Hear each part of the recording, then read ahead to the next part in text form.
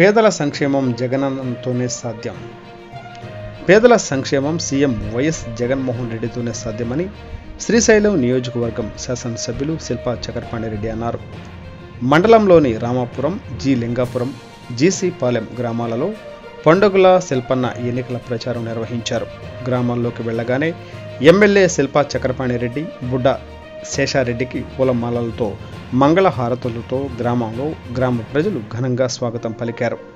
ఈ సందర్భంగా ఎమ్మెల్యే శిల్పా చక్రపాణిరెడ్డి, బుడ్డ శేషారెడ్డి మాట్లాడుతూ, మళ్లీ సంక్షేమ పథకాలు రావాలి అంటే మళ్లీ జగనన్న ముఖ్యమంత్రి కావాలన్నారు. ఎటువంటి వివక్షత లేకుండా ప్రతి ఒక్కరికి సంక్షేమ పథకాలు జగనన్న ప్రభుత్వంలో అందచేయడం జరిగిందన్నారు. ఎవరు మంచి చేస్తున్నారో ప్రజలు గమనించి ఓటు వేయాలన్నారు.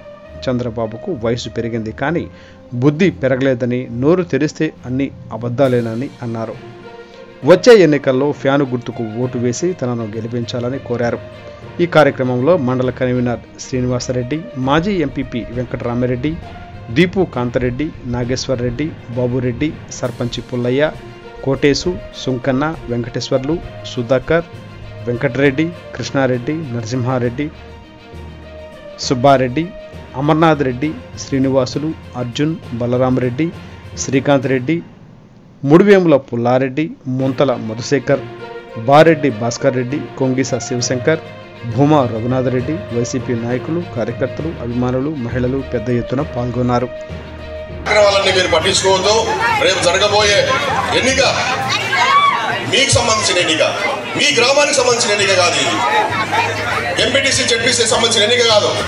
మీ పిల్లలు, మీరు, రైతులు, మహిళలు, మైనార్టీలు అందరికి సంబంధించిన ఎన్నిక. మైనార్టీలు కూడా సోదరులను గుర్తుపెట్టుకోవాలి. మీరు 4% రిజర్వేషన్ బీజేపీతో కలిసి ఆ 4% రిజర్వేషన్ కూడా తీసేయాలని చెప్పేసి దుర్మార్గుడు చేస్తా ఉన్నాడు. తీసేస్తామని చెప్పి స్టేట్మెంట్ ఇచ్చినారు బీజేపీ వాళ్ళు. వాళ్ళతో జతకట్టాడు మీ పిల్లల్లో భవిష్యత్తు. దాని ద్వారానే మైనార్టీస్ పిల్లలు ఇంజనీర్లు, డాక్టర్లు బ్రహ్మాండంగా పెద్ద పెద్ద కోర్సులు ఐఏఎస్, ఐపీఎస్ దాకా కూడా పోయినారు.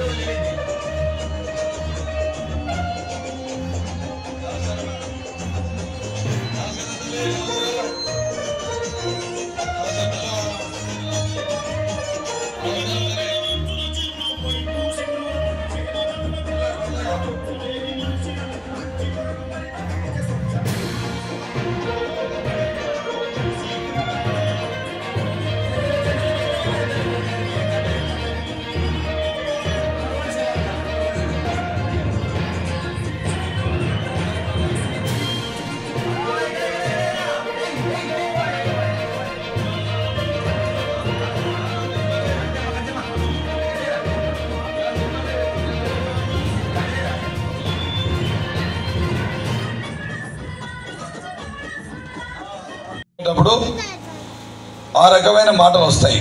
ఏదో రకంగా బెదిరించుకొని ఓట్లు వేయించుకోవాలని. నేను ఒకటో చెప్తా ఉన్నా, బుడ్డా రాజశేఖర రెడ్డి, చక్రపాణి రెడ్డి మంచితనమే చూసాం. చక్రపాణి రెడ్డిని ఇంకొక కోణంలో చూస్తే నా ఎంటిక కూడా పీకలేను, ఇంకో కోణంలో చూస్తే. నువ్వు ఇష్టం వచ్చినట్టు మాట్లాడుకుంటా, ఎక్కడ చూసినా తిట్టుకుంటా, నా కొడుకు వాణ్ణి చెప్తా కొడతా, ఈయన్ని చెప్తా ఏం చిల్లరలా కనపడుతున్నారా ఎట్టట? చిల్లర చేష్టలు చేసుకుంటా మాట్లాడుకుంటా రాజకీయాలు ఉందాగా చేయాలి తప్ప ఇదేమి రాజకీయం? ఎవడన్నా ఓటేస్తే రేపు పొద్దున ప్రజలకు ఏమి నువ్వు అదే నేర్పుతావు. పొరపాటున నీకు ఓటేస్తే ప్రజలకు ఏమి కావాలి? నీ ఇళ్ళకాడికి రాగలరా? నీ భయానికి రాణిస్తావా? ఇప్పుడే మాటలు మాట్లాడితే అది కూడా ప్రజలు గుర్తుపెట్టుకోవాలి. మనం చంద్రబాబు నాయుడిని నమ్ముదామా అంటే నమ్మంగాక నమ్మం. ఎందుకంటే గత 2014లో అప్పుల ఊపిలో కూరుకుపోయారు, ఆత్మహత్యలు చేసుకుంటున్నారు రైతన్నలు. మీరు ఆత్మహత్యలు చేసుకోవద్దు, ఆత్మహత్యలు ఆపండి, నేనున్నా అని చెప్పి ఎంత ఈరోజు బ్యాంకుల్లో మీరు అప్పున్నారో పూర్తి స్థాయిలో రుణమాఫీ చేసే బాధ్యత నాది అన్నాడు. కావాలంటే ఎవరికి కావాలా? ఆసరా డబ్బులు కావాలని చెప్పు. ఆసరా డబ్బులు కావాలంటే ఎవరికి కావాలి ఓటు? రైతు ఎవరికి కావాలి ఓటు? వినపల్లే ఎక్కడ ఉండాలా? ఇంట్లో ఉండాలా. సైకిల్ ఎక్కడ ఉండాలా? రోడ్లు ఉండాలా. దాన్ని ఆడబెట్టే గ్లాస్ ఎక్కడ ఉండాలా? సింకులు ఉండాలా. నెత్తిన తెచ్చి పెట్టుకుంటే సైకిల్ ఇంట్లో పెట్టుకుంటే పోతారు, పథకాలన్నీ పోతాయి. గోయిందా గోయిందా. జగనన్న వస్తేనే పథకాలు వస్తాయి, లేకపోతే ఒక్కటి రావు. ఎవరైనా ఈ గ్రామంలో కూడా చెప్తున్నా, పొరపాటున ఓటు తెలుగుదేశానికి వేసుకొని మాకు పథకాలు రాలేదంటే మాకు సంబంధం రావు. తెలుగుదేశం పొరపాటు